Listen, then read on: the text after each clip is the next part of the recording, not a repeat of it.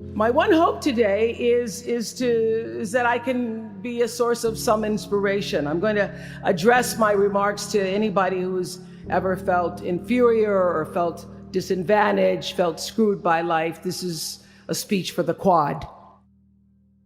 Well, I was on television by the time I was 19 years old. And in 1986, I launched my own television show with a relentless determination to succeed. At first, I was nervous about the competition, and then I became my own competition, raising the bar every year, pushing myself as hard as I knew. Sound familiar to anybody here? Eventually, we did make it to the top, and we stayed there for 25 years. The Oprah Winfrey Show was #1 in our time slot for 21 years. And I have to tell you, I became pretty comfortable with that level of success. But a few years ago, I decided, as you will at some point, that it was time to recalculate, find new territory, break new ground. So I ended the show and launched OWN, the Oprah Winfrey Network. 1 year later, after launching OWN, nearly every media outlet had proclaimed that my new venture was a flop. Not just a flop, but a big, bold flop, they call it.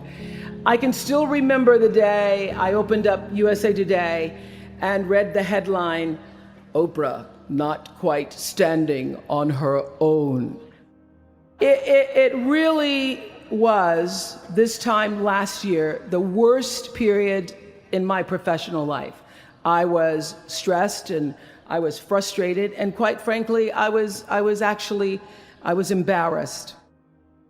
It doesn't matter how far you might rise. At some point, you are bound to stumble, because if you're constantly doing what we do, raising the bar, if you are constantly pushing yourself higher, the law of averages, not to mention the myth of Icarus, predicts that you will at some point fall. And when you do, I want you to know this, remember this: there is no such thing as failure. Failure is just life trying to move us in another direction. Now, when you're down there in the hole, it looks like failure.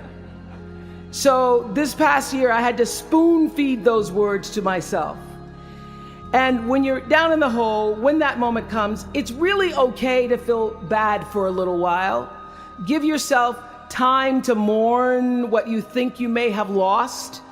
But then, here's the key: learn from every mistake, because every experience, encounter, and particularly your mistakes, are there to teach you and force you into being more of who you are. And then figure out what is the next right move. And the key to life is to develop an internal, moral, emotional GPS that can tell you which way to go. But the challenge of life, I have found, is to build a resume that doesn't simply tell a story about what you want to be, but it's a story about who you want to be. It's a resume that doesn't just tell a story about what you want to accomplish, but why. A story that's not just a collection of titles and positions, but a story that's really about your purpose. Because when you inevitably stumble and find yourself stuck in a hole, that is the story that will get you out. What is your true calling? What is your dharma? What is your purpose? For me, that discovery came in 1994 when I interviewed a little girl who had decided to collect pocket change in order to help other people in need. She raised $1,000 all by herself, and I thought, well, if that little 9-year-old girl with a bucket and a big heart could do that, I wonder what I could do. So I asked for our viewers to take up their own change collection, and in 1 month, just from pennies and nickels and dimes, we raised more than $3 million that we used to send one student from every state in the United States to college. And Together, we built 55 schools in 12 different countries and restored nearly 300 homes that were devastated by Hurricanes Rita and Katrina.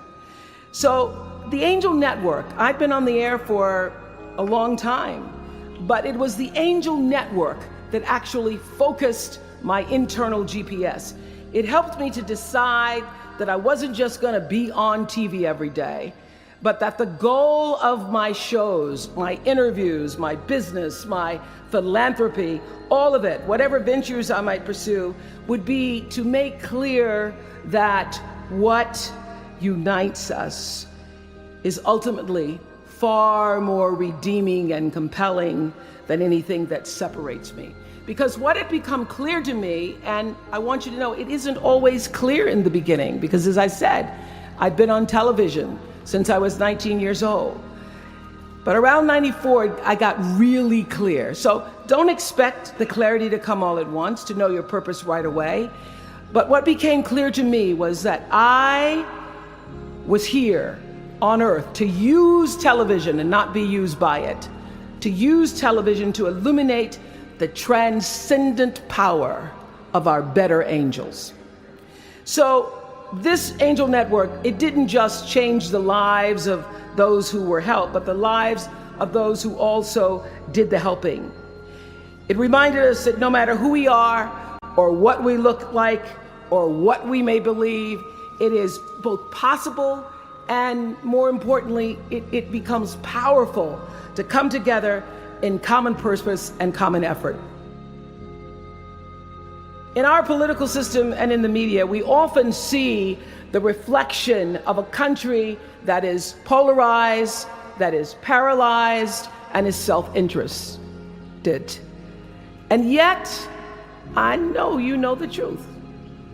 We all know that we are better than the cynicism and the pessimism that is regurgitated throughout Washington and the 24-hour cable news cycle. We understand that the vast majority of people in this country believe in stronger background checks because they realize that we can uphold the Second Amendment and also reduce the violence that is robbing us of our children. And we understand that most Americans believe in a clear path to citizenship for the 12 million undocumented immigrants who reside in this country, because it's possible to both enforce our laws and at the same time embrace the words on the Statue of Liberty that have welcomed generations of huddled masses to our shores. We can do both.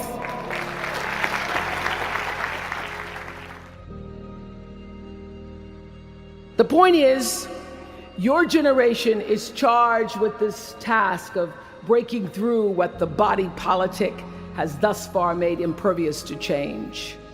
Each of you has been blessed with this enormous opportunity of attending this prestigious school.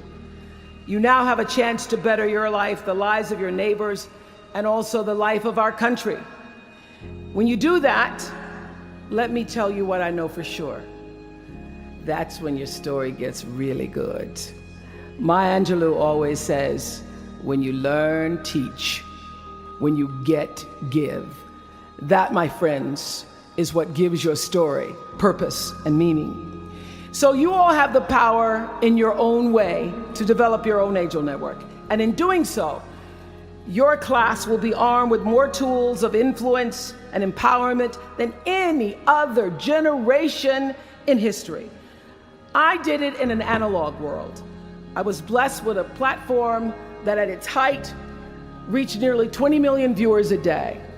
Now here in a world of Twitter and Facebook and YouTube and Tumblr, you can reach billions in just seconds. I know you all understand better than most that real progress requires an authentic way of being, honesty, and above all, empathy. I have to say that the single most important lesson I learned in 25 years talking every single day to people was that there's a common denominator in our human experience.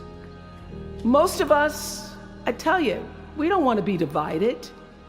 What we want, the common denominator that I found in every single interview, is we want to be validated. We want to be understood. I've done over 35,000 interviews in my career.